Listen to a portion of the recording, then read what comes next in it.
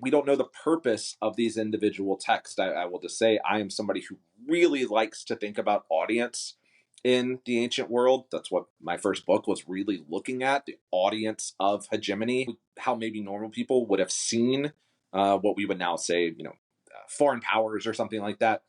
And I think we need to think about audience of text as well. And not only an ancient audience of a text, but also a modern one. So that plays into your question. What is the purpose of this text?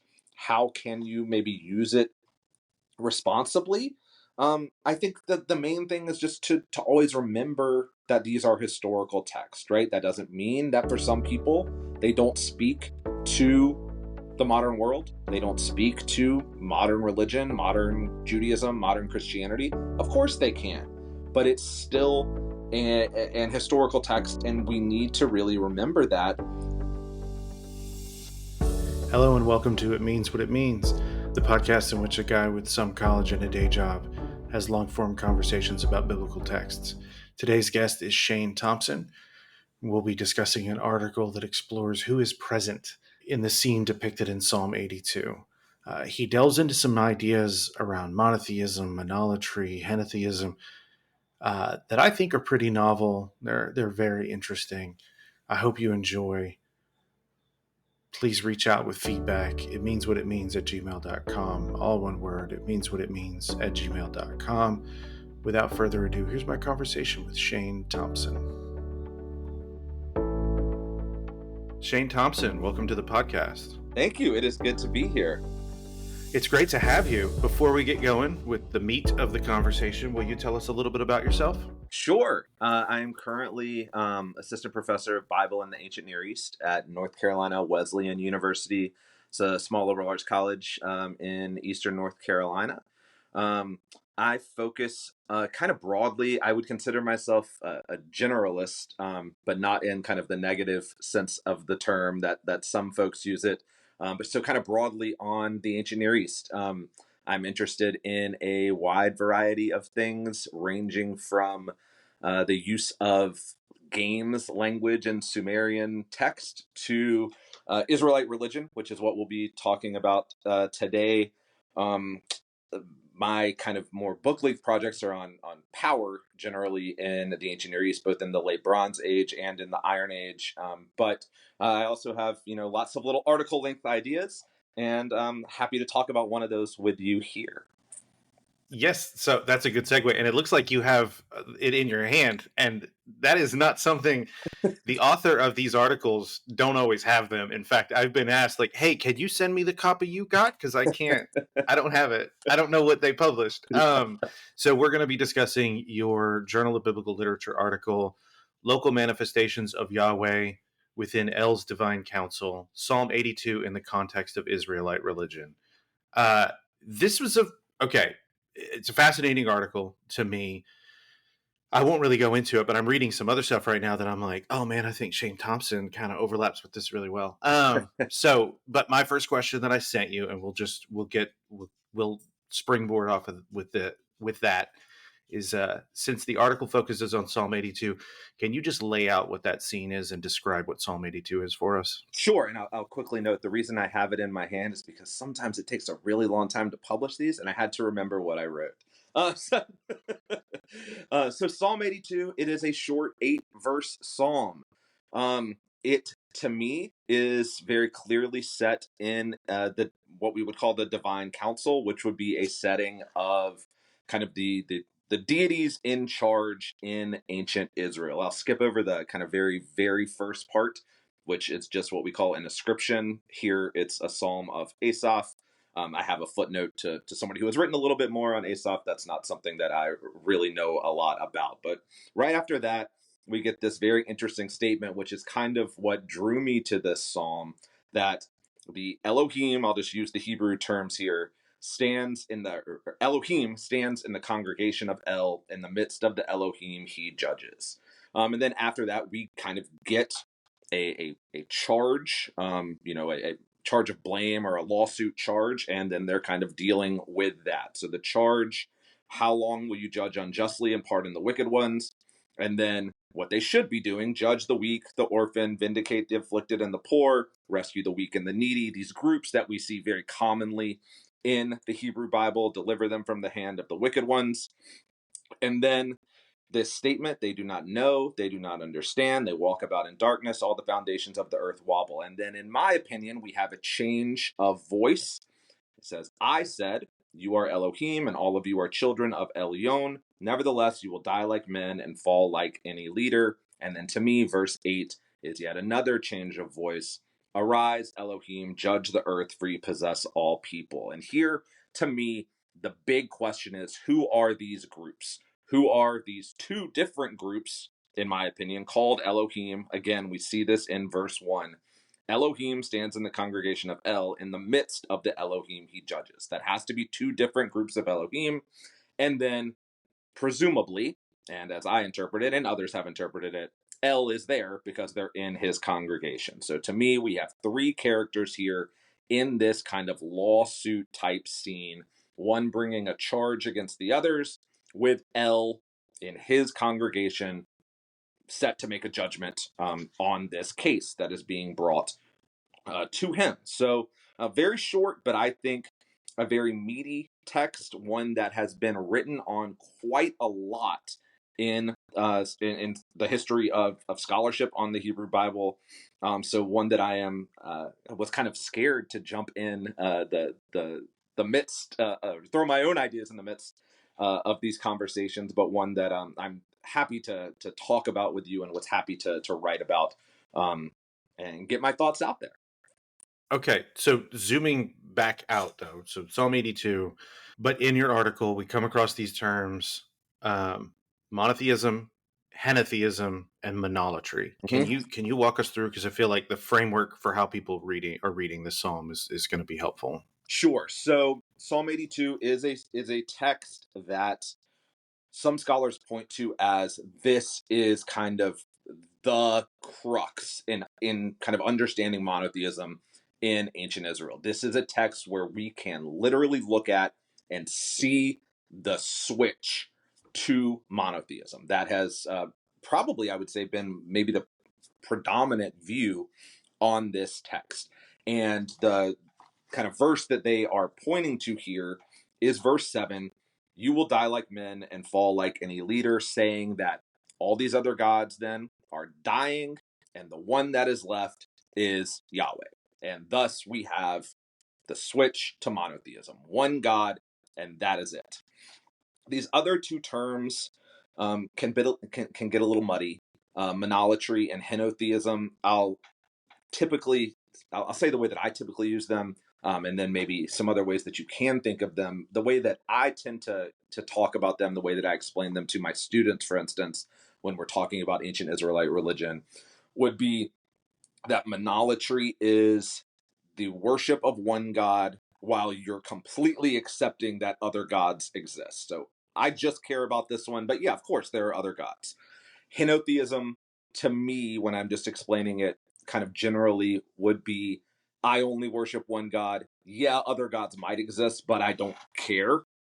It doesn't matter. Maybe they do, maybe they don't. Maybe another way to understand henotheism, and maybe one that's even more relevant to a text like this, would be that you accept that there is one chief God and there are many gods underneath that God who maybe aren't worthy of worship, but they exist.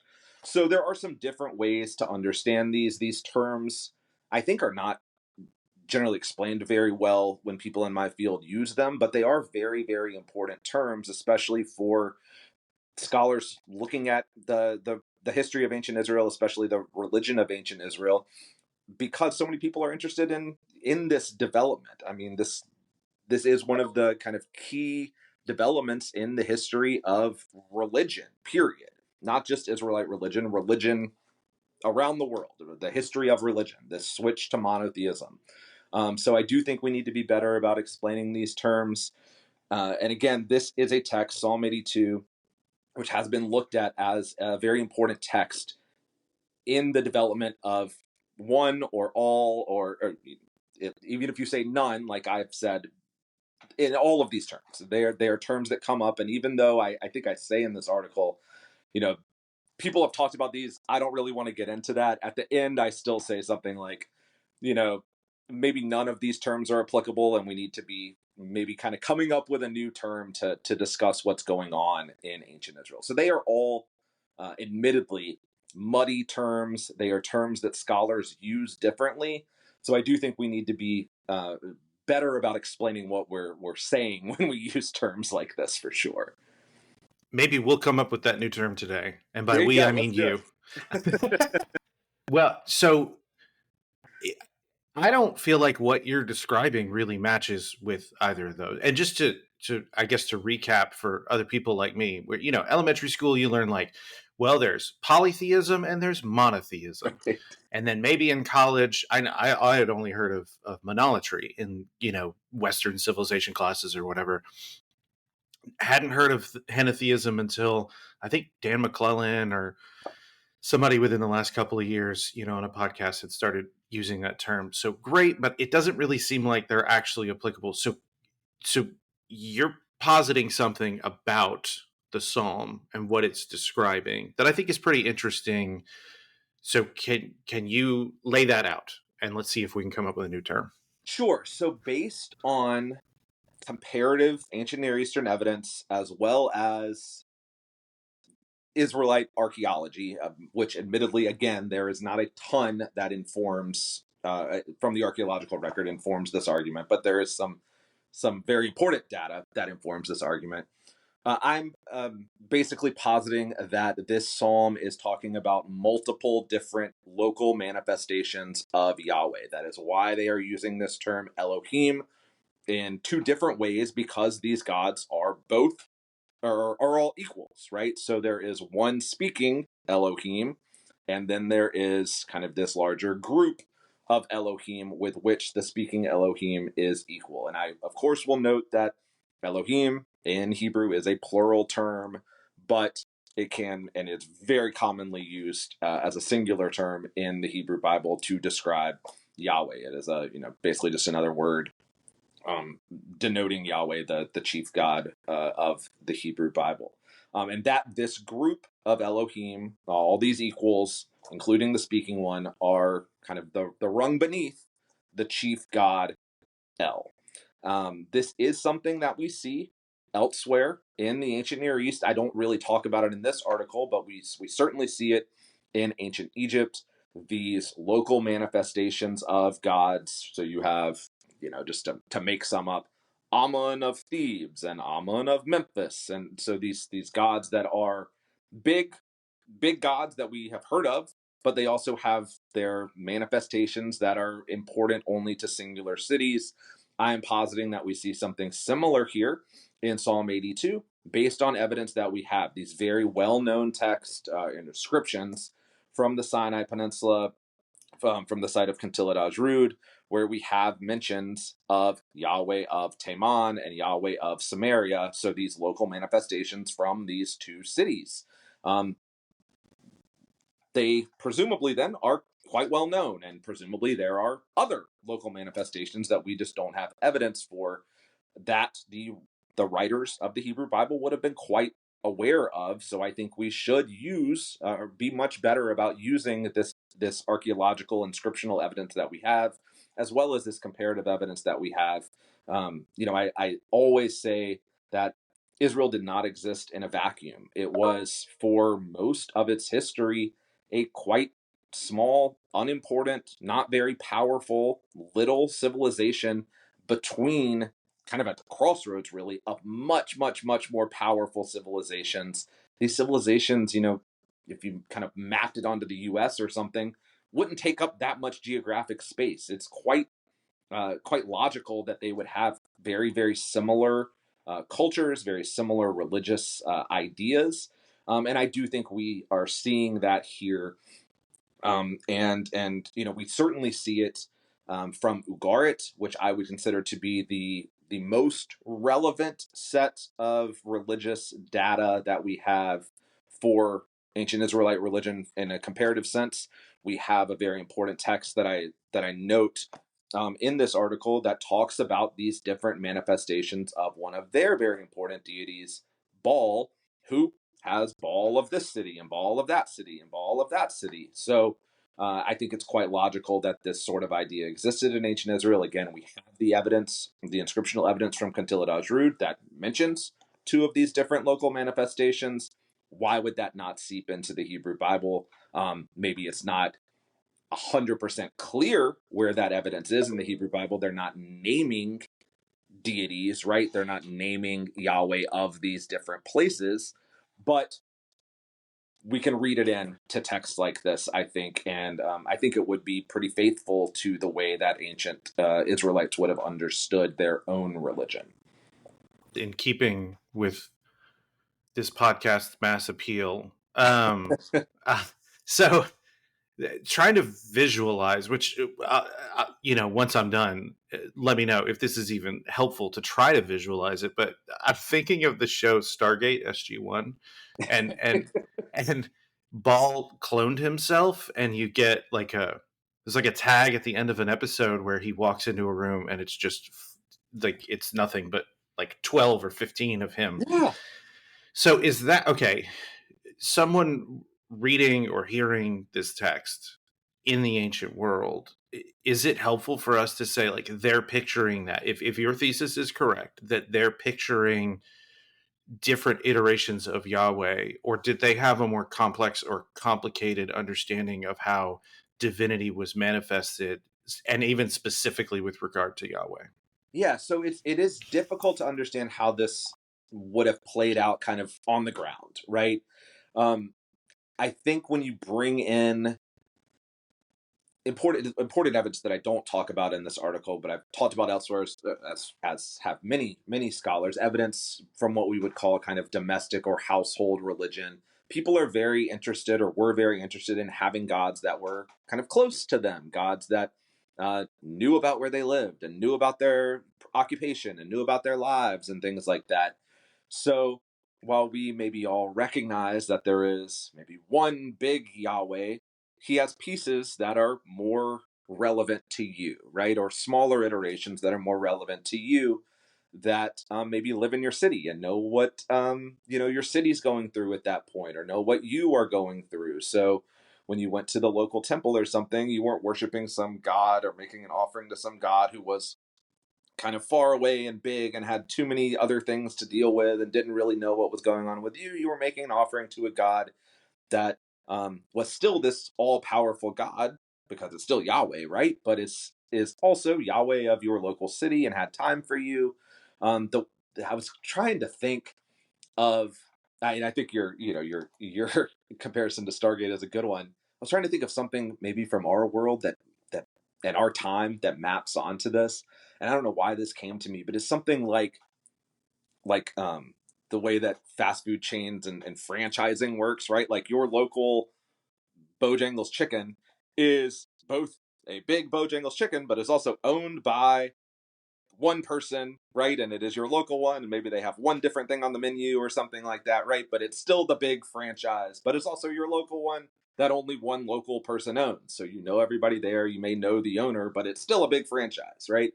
Some of these, I don't know if that's a great example, but it's hard to map it onto our time very well. But that was something that at least I thought might clarify a little bit. But that may be a helpful thing to point out, that like there isn't an analog. And so I was also thinking, I was talking to with my family, talking at my family about this last night, because that's what I do. And another, I think, analogous concept is from the Neil Gaiman novel American Gods, where people come to America and the iteration of the god from the old world is not the same as the iteration of the god that they have in America. It's the same Odin, but it's not Sure. the exact. So, and I think reading that from a contemporary lens, it seems like, well, that's not how gods work. So we either have a very big or a very small view of gods, but in either case, it seems like it's detached from human need or interest or desire. But the more that I'm learning about the ancient world, it's that no, we have detached and categorize something called religion that they didn't have. And so Sure. their gods were very much concerned, or they were concerned with their gods' attachment or association with their life. Can you put more meat on the bones of Yeah, that than I I did? think I think that's perfect, right? You know, the way we talk about religion is very different. It's not like we read ancient Mesopotamian or Egyptian or Hittite or Israelite text and they're talking about religion with a word for religion. They that doesn't exist, right? Religion is, or as we talk about it today, is just everything, right? It is part of life. It is so infused in life that it's really hard to separate the two, you know? We're looking for signs before you go to war, and we're looking for signs before you know, I don't know, before you buy a house or whatever, right? Like, is this the right decision? It's so infused with day-to-day life that it's not something that really maps onto the way we think about religion today. um yeah, so putting more meat on the bone there. Can you repeat the part of the question? Sorry, it went on a tangent. Yeah, so did I. um, yeah.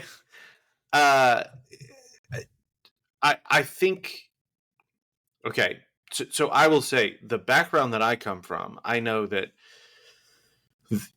they would probably just like to say the entire Bible represents a picture of monotheism. And I think that there is Yeah, a counter approach to that seems, well, no, it is more nuanced. However, maybe unnecessarily combative and maybe predicated on maybe some bad frameworks.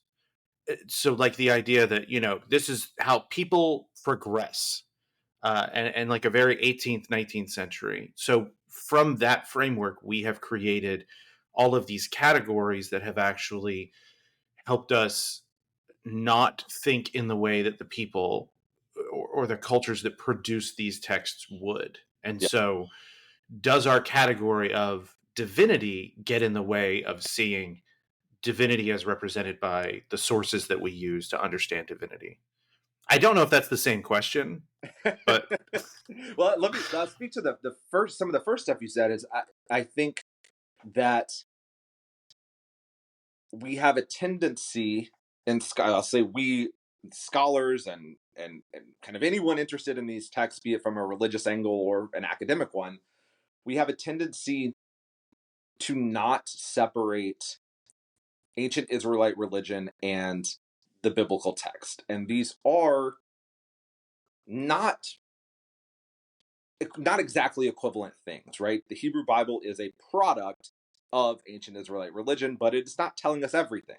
So we have these, and you may have talked about this with others before. This is not something that I'm talking about in this article by any means, but we have these hints, for instance, of the worship of other gods in the Hebrew Bible, right? Baal is in the Hebrew Bible. El is in the Hebrew Bible. Asherah is in the Hebrew Bible, right? They're all talked about very negatively in the Hebrew Bible. People being punished for worshiping them, saying that you shouldn't worship them, people being killed and punished for worshiping them. But you don't say all that stuff unless people are worshiping these gods, right? So there are people who are worshiping other gods other than Yahweh, maybe in addition to Yahweh, they may be worshiping all of them in ancient Israel. Now, the writers of the text, the multiple writers of the text over multiple centuries, many of them are promoting or would like to promote an idea of monotheism, monolatry, henotheism, something, right? But what is happening in reality? What is happening on the ground, kind of outside of these upper class scribal circles, maybe that are connected to the to royalty, to the king, who would maybe want to promote monotheism and one God who only I can talk to, right? And that promotes this kind of hierarchy. Is that what actual people are doing? My argument would probably be no. And again, we can look at comparative evidence. You know, the distance from what we would consider Mesopotamia to Israel is not very far. The distance from Egypt to Israel, not far at all. All these other places, everyone's worshiping tons of gods. That's not a problem at all. So presuming that Israel is not doing that is I don't want to, illogical might be too strong of a word, but it's unlikely, right, that this very, very small kind of community all of a sudden is doing something far, far, far different than everyone else. And eventually, yeah, they do. But we have to get to that point, and there are very important historical events that occur, such as the exile and things like that, that make these people, these Israelites, kind of self-identify in a different way, to maybe stand out from those that they are now living amongst, that they are very clearly outsiders amongst. But that takes some getting to. And when we're in kind of the ancient Israelite period proper, this period I would say, from 1000 BCE or so to the fall of Jerusalem in the mid 580s, um, I think we just have to put this in context of the larger picture here. And yeah, the text we have from these upper class folks are promoting an idea of divinity that they prefer. But is that the idea of divinity that everyone believes in, that the vast majority of people are ascribing to and following? I think it's very unlikely, and unfortunately, we don't have texts from those people. The archaeological record, while rich in things like pottery, is not rich in things like inscriptions.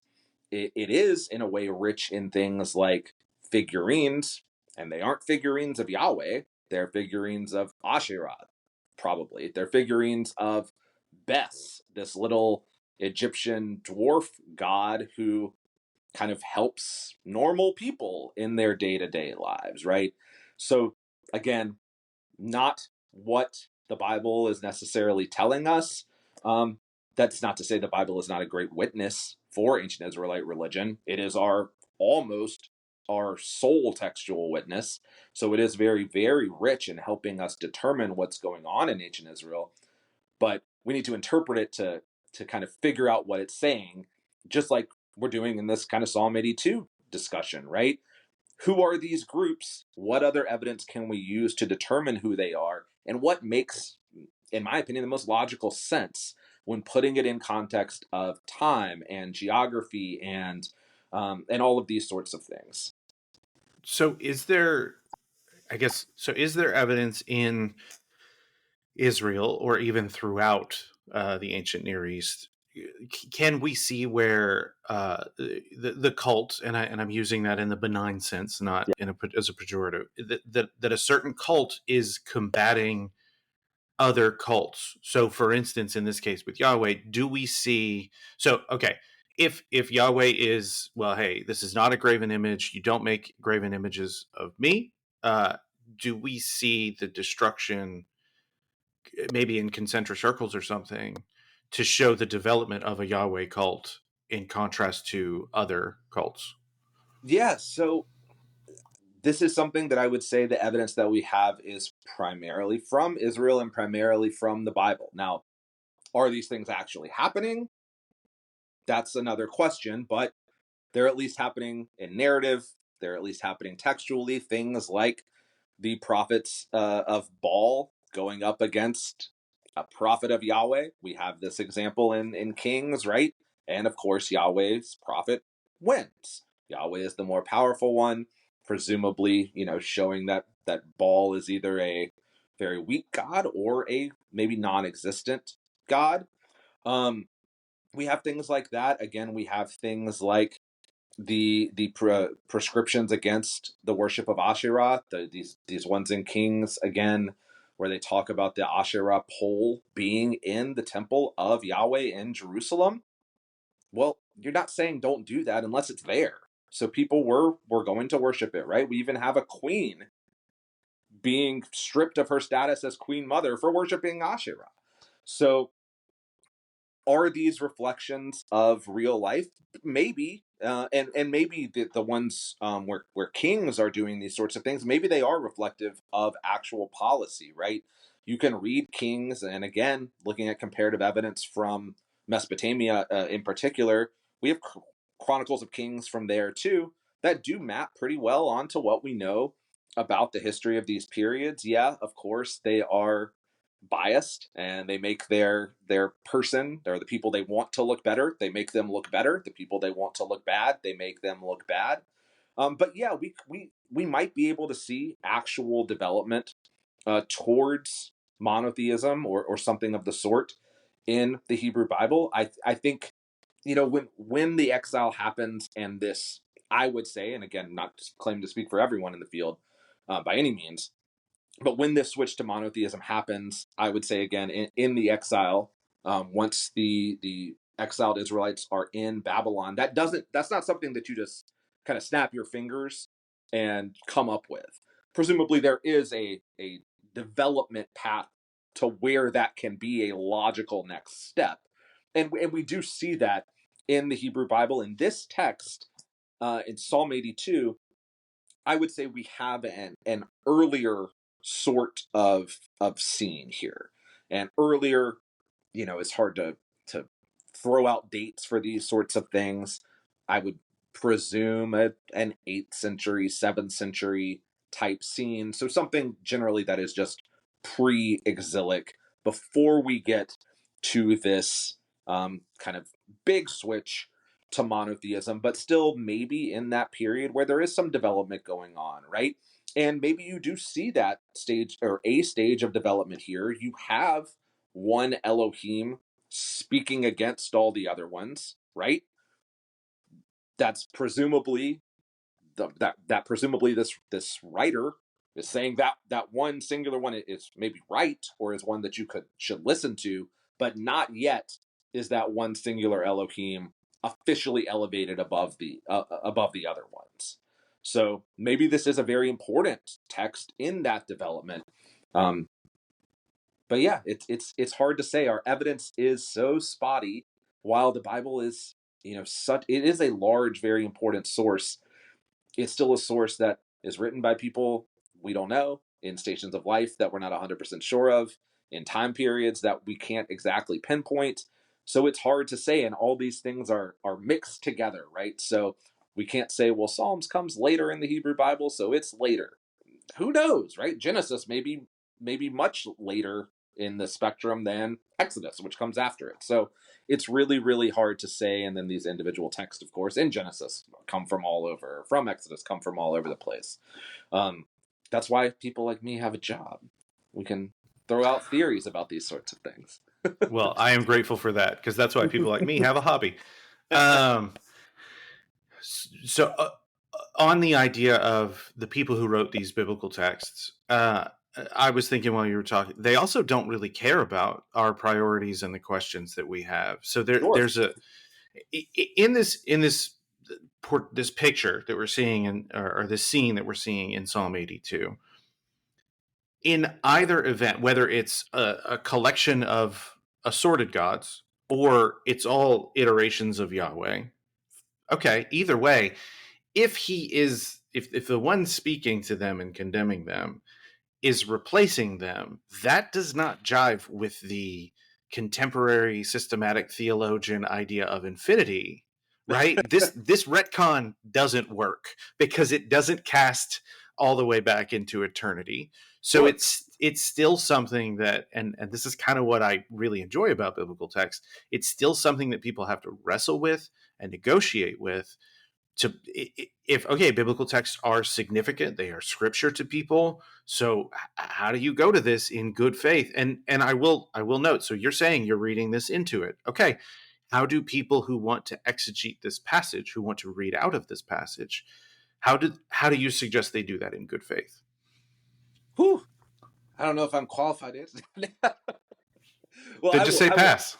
I will first say, you made a really good point that I do think plays into answering that question, that we don't know the purpose for why texts were written, and we don't know the audience of these texts, right? So is somebody writing this text, this Psalm 82 or whatever text you want to pick, and stuffing it away in their drawer, and it's for them privately, and somehow it ended up in the Bible? Is Psalm 82 a text that was written for performance at a large public gathering that every single person in a particular city, or in all of Israel presumably, may have been able to see. We don't know the answer to that, right? We don't know the purpose of these individual texts. I will just say I am somebody who really likes to think about audience in the ancient world. That's what my first book was really looking at, the audience of hegemony, how we see, how maybe normal people would have seen what we would now say, foreign powers or something like that. And I think we need to think about audience of text as well. And not only an ancient audience of a text, but also a modern one. So that plays into your question. What is the purpose of this text? How can you maybe use it responsibly? I think that the main thing is just to always remember that these are historical texts, right? That doesn't mean that for some people, they don't speak to the modern world. They don't speak to modern religion, modern Judaism, modern Christianity. Of course they can, but it's still an historical text, and we need to really remember that and remember that people in ancient Israel are dealing with much different things than we are, and we have some of those noted here. Things that we still do have in our world, though, right? These groups in verses 3 and 4, the weak, the orphan, the afflicted, the poor, the weak, the needy, deliver them from the hand of the wicked ones. If you're reading into this maybe from a theological perspective, modern theological perspective, those are the verses I think are the most important, right? And it also tells us a lot about ancient Israelite society. Who are these groups? And they're groups, again, that we have mentioned throughout the Hebrew Bible as groups that should be protected, groups that should be looked out for. They're mentioned right here in this passage that I would consider to be extremely, extremely important. They're still at the center of it. They're right in the middle of this text. And the reason that Elohim, the one that I'm considering to be the singular Elohim, is bringing a charge against the others is he's saying they're not taking care of these people. Taking care of people that need to be taken care of is presumably a very, very, very important thing in ancient Israelite culture. So I think it's a good message for today, too. Take care of people that need to be taken care of, right? Help people that need to be helped. These people, I think we forget when we're reading ancient text. These are not just text on a page that have passed down to us and suddenly appeared, and that's all they've ever existed as. They're texts that come from a culture made up of people, and they're people just like us with worries and fears and hopes and dreams and all these sorts of things, just like we have today. And there are people who need to be looked out for more than others, right? And they are again at the center of this passage. So while people like me are very interested in trying to pinpoint who these groups are and things like that, maybe that's not the most important thing in this passage. Maybe the important thing is thinking about who needs to be helped, thinking about who needs to be protected. And again, when you're even for folks again like me who are interested in ancient Israel proper, ancient Israelite people and religion and culture, this still gives us insight into that, right? Just about what kind of people groups existed and maybe what sort of policies needed to be enacted and whose responsibility it was to take care of certain groups of people. And the fact that these groups appear in many texts means that it was something that people were thinking about. Again, they were thinking about these groups of people that needed help. So I'm going to push back and agree with you because you started out saying they're very different but they're not. And this is fast becoming a motto for me just in life. People are people and we're not that special. Yeah. So I think you and I are about the same age. So we were cognizant of things like 9/11. And I remember hearing people say the world changed. And like, no, it didn't. Our perspective changed. The idea that a cataclysmic violent event, which that wasn't even the first of within our memory. Like people like, we're not that young anymore. People like us, we were children, but like Oklahoma City bombing and then things like 9/11 and then followed by, 20 years of Iraq and Afghanistan, it changed our perspective. And I think Americans are now in a way that maybe for a few decades we weren't. We're more conscious of things as benign as supply chains, but it's those categories that are different for us than they are. Like the interest of a nation in the ancient world could be as simple as like they have corn and we're in the middle of a drought. Yeah, So we're going to take that corn. And sure. it's just maybe different commodities, or it's salt. It's probably more likely salt. It's different commodities, right? But we're still having the same conversation. So I think to reduce this in the cooking sense, in the culinary sense, to reduce this thing to say, like, look, the indictment here is about not helping people. So engaging with this text, there are peripheral issues for you as a scholar. There are peripheral issues for observant or confessing people who engage with this text. But there are a lot of good faith ways to engage with this text. Sure. And I think that's the accountability issue, right? Is like, Yeah. the integrity check is you better be engaging in good faith. Right. I know that's a rant. There's no question in there. No, that's fine. No, I agree with you 100%. Yeah, so I think it's just it's a frame thing. So it's not like you're wrong. But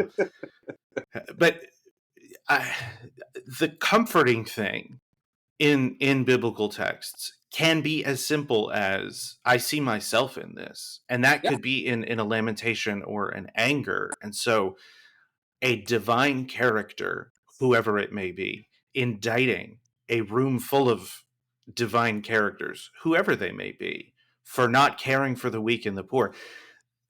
So that is actually kind of weird in the ancient world, is it yeah. not? Okay, how so? So compassion or something like that is not something that we typically see in gods from the ancient world. We have a few deities who are concerned with kind of justice, which if I'm trying to pinpoint maybe one word to describe the accusations here, maybe it's justice. We see Shamash from ancient Mesopotamia concerned with that, but it is a quality of Yahweh in the Hebrew Bible. Justice. That is something that he is concerned with, and we see that very clearly coming through here. I would say that it's not entirely unique. Again, we see it in ancient Mesopotamia, but it is something that is a quality of Yahweh that is not as widespread as maybe some of his other qualities. There is storm god quality, right? Well, we see that kind of everywhere, right? But a quality of justice and maybe caring about people on the ground, something that we don't see as often in the age. We do see it. Heck, the one that really comes to mind is somebody like Ea or Enki in Mesopotamian culture, right? Very concerned with people. He's the one who warns that the flood is coming, things like that. But it is not something that we see writ large by any means. Kind of gods exist on another plane. They're concerned with their own lives, their own things. Yeah, people exist too. They're more concerned with maybe punishing people when they're making too much noise that they can't sleep, or they're not getting enough offerings and they want more food and beer and wine and things like that. Punish them then, right? We're not rewarding you for doing good things. We're just kind of punishing you for doing bad things. So that is something that we see in the Hebrew Bible and very much highlighted by this text. Concern with people. So I do think that is again an important point to acknowledge. While I say Israel wasn't that important, it existed in this kind of larger context of all these more powerful civilizations. That doesn't mean they're identical by any means, right? Sure, they have lots of similar qualities, but anyone who's read the Hebrew Bible and read ancient Mesopotamian text or Egyptian text too, or Hittite text or whatever, sees that there are some major differences. And I think the care, and there's not always care there, but it is highlighted in some of these passages. The care is something that would be not entirely different, but it is something that's not nearly as common. I've been thinking about this. So I've been reading Jacob Wright's book, Why the Bible Began, and also listening to a series of the podcast, The Rest is History, on the French Revolution. And as an American, I kind of know about the French Revolution, but every time I hear about the French Revolution, I'm like, I mean, you could use similar descriptors for the outcomes or the process, but they're pretty different. Yeah. Similar things are happening, but they're pretty different. Or even, juxtaposing either of those with the English revolution. And so I think that the development of this group of people who are definitely of the place of their neighborhood, their environment, but are also becoming distinct or becoming unique and developing unique characteristics. That that's a really cool thing to learn about, and it's a tough nut to crack because it really makes me have to turn in and look at my understanding of the world and the framework and the categories, and maybe we use this modern category with the caveat that, like, it's they didn't have a concept of trauma, we're just doing our best, right? Yeah, and maybe maybe one of the reasons we see them as maybe more unique is simply because we have the Hebrew Bible, right? We do have hints that there are very similar developments going on in the Transjordan in places like Moab, for instance. They seem to have very similar development of religion happening. We just don't have that set of text that we have in the Bible. We also don't have, and this is something that I like to harp on, we don't have the economic kind of pouring enough money into excavating places in Jordan that we have poured into excavating places in Israel, just simply because there are no, as far as I know, there are no modern people practicing Moabite religion. There are descendants of Israelite religion all over the place in Christianity, Judaism, and even to an extent, you could argue Islam in some ways. But so we have a lot more evidence from Israel to let us look into these sorts of questions. Where there's a will, there's a way. Yeah. So, look, I sent you 11 questions, and I think I asked maybe 2 of them. Is there anything that you were like, man, I really hope he asked me about this in the article that I did not? Well, I will. You asked a question about, and it is something I would say the thing that I have maybe the least amount of evidence for in this article is trying to identify who this singular Elohim is. It is something that I just kind of toss out. I would say is Yahweh of Jerusalem. To me, that makes logical sense. I don't have any hard evidence for saying that, other than Jerusalem is the main city here. The writers of most of the Hebrew Bible are from Judah, the southern kingdom, of which Jerusalem is the capital. And if you again want to look at process of development here, the Yahweh of Jerusalem wins out, right? He eventually becomes the one that is in charge. So I think it is likely that this singular character is Yahweh of Jerusalem. It could be any of them, though, right? We don't know who wrote this text. Maybe it was somebody from Beersheba, right? And he really loves Yahweh of Beersheba, or she really loves Yahweh of Beersheba, and that's who they're writing about.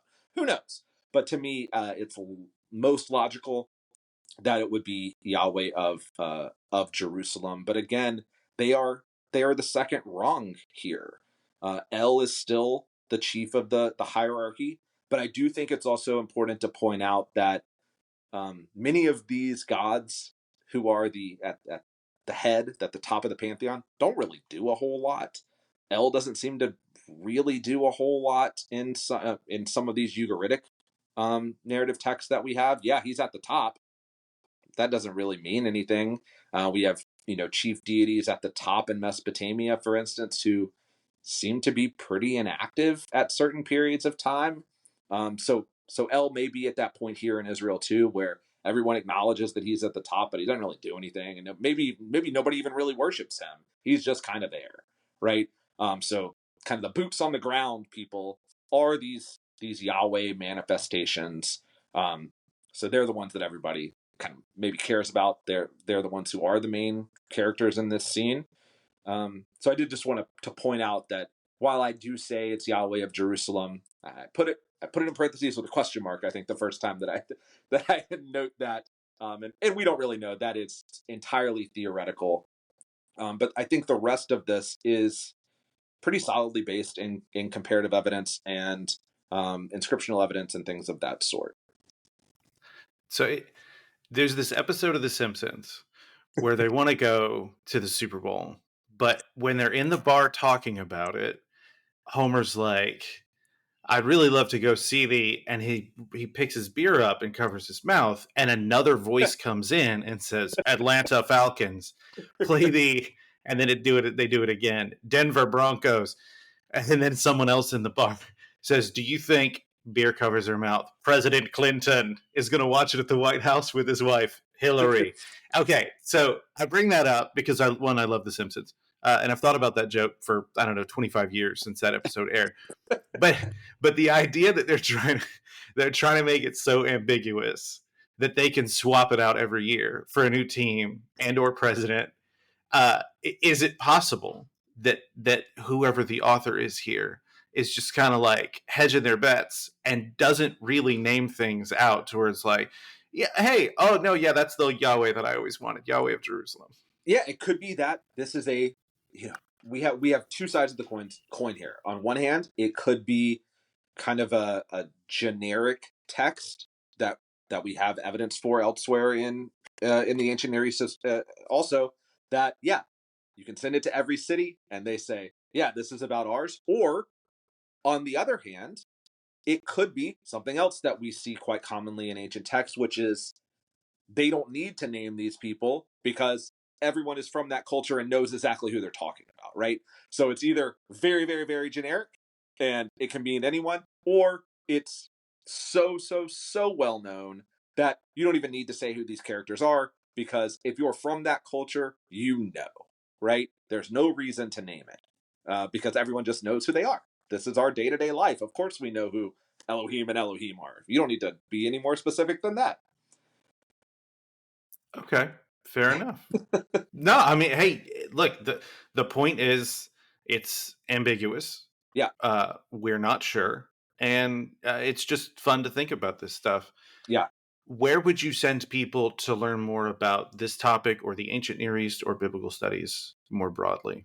Yeah, I mean, there are some things that might seem kind of old to point out, but I still think Frank Moore Cross's Canaanite epic book is one that if you just want to see kind of West Semitic text, specifically here, mostly here from Ugarit, put side by side with biblical text so you can see that, first and foremost, we're talking about development. Ancient Israelite religion is a development from earlier forms of religion too, right? That had come before it. And the one that we have kind of the best witness to is ancient Ugarit. So if you want to go look at that, you can see them side by side. You can, of course, look at things like Ugaritic narrative poetry by Simon Parker, one of these SBL writings from the ancient world. There's also a kind of even more accessible one, stories from ancient Canaan. Those are kind of cheap things that you can find on Amazon that are out there. When it comes to kind of larger questions in Israelite religion, man, there's so many questions that I don't know if there is a singular source. Luckily, I would say that there are books like Jacob Wright's recent book. Bill Schneidevin just came out with a book, Who Were the Scribes of the Bible, or something like that. Luckily, it's becoming more common in the field to kind of write books that are aimed at both scholars, but as well as undergrads and grad students and kind of just interested people. That is, I would say, not been the case for the majority of at least kind of ancient Near East, kind of Hebrew Bible, ancient Israel scholarship. Of course, you have that going on in a lot more commonly in New Testament scholarship and in classics and things like that. But it hasn't been the case so much in kind of the more ancient stuff. I think, we have a lot of text that, a lot of us, myself included, are kind of, we kind of have our feet in a bunch of different pools here, and some of the time we're just kind of trying to translate text that nobody's ever translated. We spend a lot of time doing that and not talking about what these texts mean for the larger picture. But luckily, that's becoming more common. Of course, this is not directly relevant to kind of the discussion we've been having today, but Eric Klein's 1177 BCE and his more recent after 1177 books are a lot more accessible. And this might seem strange, but if you have questions, I would recommend, there's a couple subreddits that are great. I post on them. There's a bunch of scholars that I know that post on them as kind of approved scholars, go read through them. The ones that come to mind are critical biblical, Ask Bible Scholars, Academic Biblical. These are subs that are really well moderated, that people will, if you have a question, you go there, we'll give you a bunch of sources to look at. We'll try to answer your question ourselves. There's some really good conversations that happen on those. And sometimes even I, find out about sources that I didn't know about that are really helpful. So I ask questions on them. I have colleagues that ask questions on them as well. And then there's a bunch of us that are on there answering questions. So I would say go join up. Those are big, big communities too. So go scroll through, search in the search bar, and see kind of what people have said about questions that you have previously, and then ask something else. Somebody will answer. So I know it might seem strange, but this is the world we live in, and I'm recommending Reddit. That's a fancy. I mean, I'm actually surprised that hasn't come up before. So that's a fantastic recommendation. Well, unless you have anything else for me, I'm going to call this one good. Cool. Thanks for having me. Thanks for being here. Take care, man. Thanks. So, Shane Thompson, we're sitting down a week after we recorded our interview because a day or two after we recorded that, I realized I was driving to work and I realized I did not ask you my favorite final question, which is, what do you read for fun? Well, I like to say that I am one of the lucky few that was able to turn a hobby into a job. So that means that a lot of what I read is connected to what I do. That doesn't always mean, though, that I'm reading scholarship. I am a sucker for historical fiction. I'm a big fan of the Stephen Saylor novels, Roma and Empire, which are like these huge books that kind of go through the history of Rome following one family. It's very similar to The Source, kind of an Israelite archaeology one that goes through different time periods. So it's based in history, but also takes a lot of liberties, and you're following a fictional family. But my guilty pleasure books are, I've read everything that James Rollins ever wrote. If you've never, just came out with a book last week that I've already finished. He is, I would consider, and no offense if he happens to be listening, no offense to Dan Brown, but a better Dan Brown. So these kind of fun, rooted in kind of religious history and archaeology, but I think what everyone in my field wishes they were, action-packed instead of just sitting in our offices with our head in a book all day. So it's the kind of academic that we all dreamed we could be when we watched Indiana Jones as kids. So yeah, I'm kind of boring when it comes to that. I did just finish a 6-book set. Very, very odd. My other guilty pleasure is like end of the world, apocalyptic type stuff. That kind of combined archaeology and the end of the world with these asteroids coming. I'll have to look up the name of that series, but if anyone is interested, they can email me and I'll suggest it. But those were quite a fun read this year. Or if you just want to email me and let me know, I'll add it. Yeah, sure. In somewhere else. So the better Dan Brown, and you know what? Hey, any publicity is good publicity. And I'll say this: if I get attention, if this podcast gets attention because we started a beef with Dan Brown, then I appreciate that you did that for me. There you go. And I'll say, how about this? Better Dan Brown, because maybe they're equal in writing, but better because he actually comes out with books. So maybe this will push Dan Brown to write more often. Oh. So we started a beef and threw down a gauntlet. Okay. Well, if you're going to take a swipe like that, I'm going to take the swipe. George R.R. Martin, you need to finish. Yeah. Song of Ice and Fire. Yeah. It's unacceptable. I'm a completist, and you should be too. So what are all of the books in? And I've already forgotten the author's name. I'm sorry. In Better Dan Brown, that's what we're going to call him.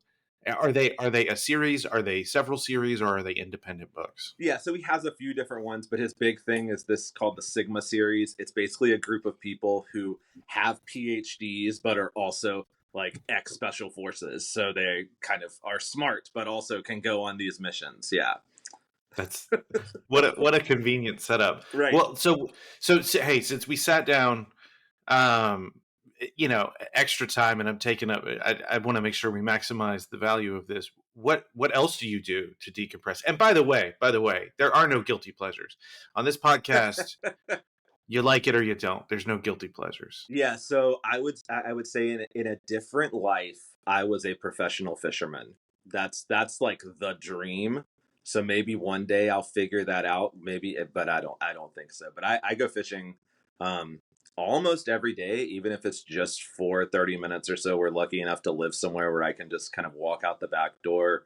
Lucky enough to live in an area where I can just kind of throw the kayak in the bed of the truck or something like that. I'm looking at a new boat right now. Hopefully, maybe next time we talk, if we have to come back in a week, maybe I'll tell you about my new boat.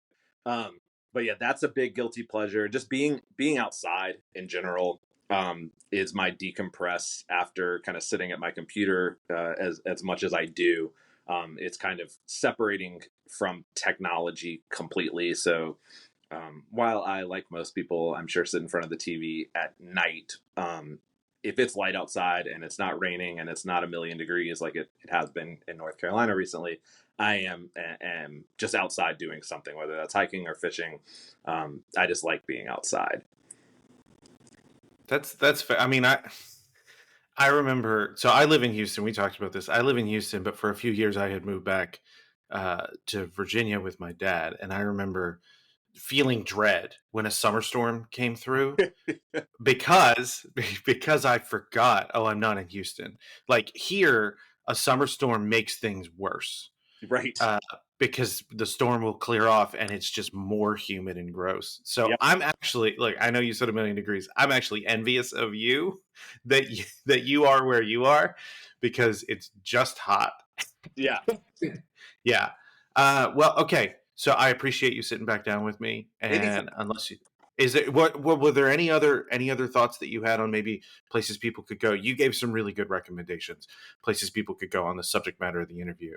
Yeah. Did anything else pop up? Yeah. So there's also, there's things like Ancient Near East Today, if people are more into reading, which is kind of more written for popular audiences. I'm writing something for them on another article.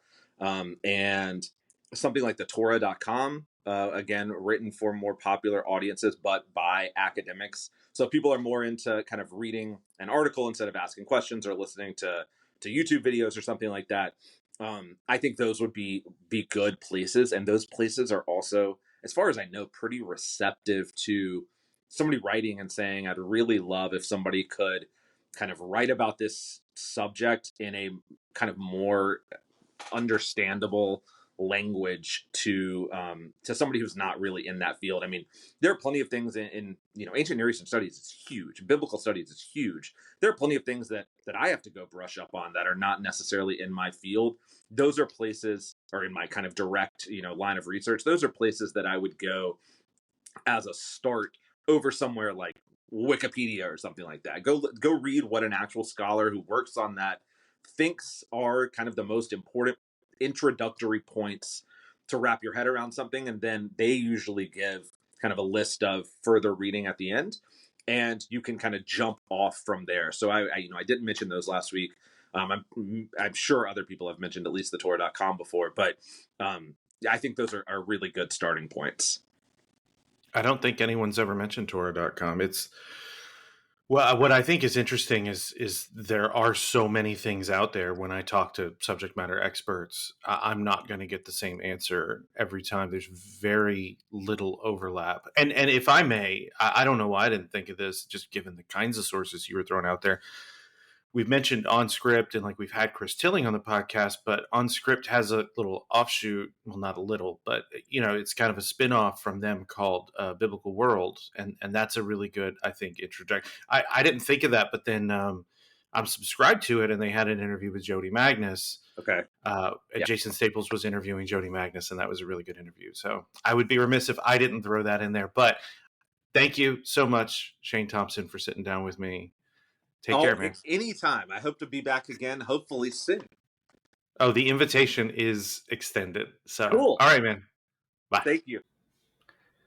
Thanks so much for listening. Please don't hesitate to hit me up with any feedback, guest suggestions, or random thoughts that may cross your mind. Next week's guest, Mark D. Nanos, and we'll be discussing Paul within Judaism. Here's a quick preview of that, but you can already hear that over on Patreon for $5 a month. I appreciate the support even on the free side of things, but I'm trying to find more ways to make it beneficial for people to drop that $5 a month. Thanks again for listening. Here's a preview of my conversation with Mark D. Nanos. And Paul's trying to stop that. It's a Jewish movement, and therefore there are Jews there. Probably Jews lead these Christ-following groups. But that's not to whom Paul targets his rhetoric. His arguments are targeted to the non-Jews there, who are the ones who are being socialized into a Jewish movement. And it's not going that smoothly, in the sense that this is not the normal way of enculturating non-Jews who want to be fully members. If you prevent that, but you create an expectation that they're not to worship other gods, they don't belong to other gods, but to the God of Israel and to the people and culture of Israel, then you created, I want to say a monster, it's not the best word, you've created a situation that marginalizes. So that's a distinction, if you follow me in rhetoric, between the target audience rhetorically, the rhetorical audience, you might say, who Paul imagines that he's trying to instruct and inform and challenge, which are the non-Jews in these groups.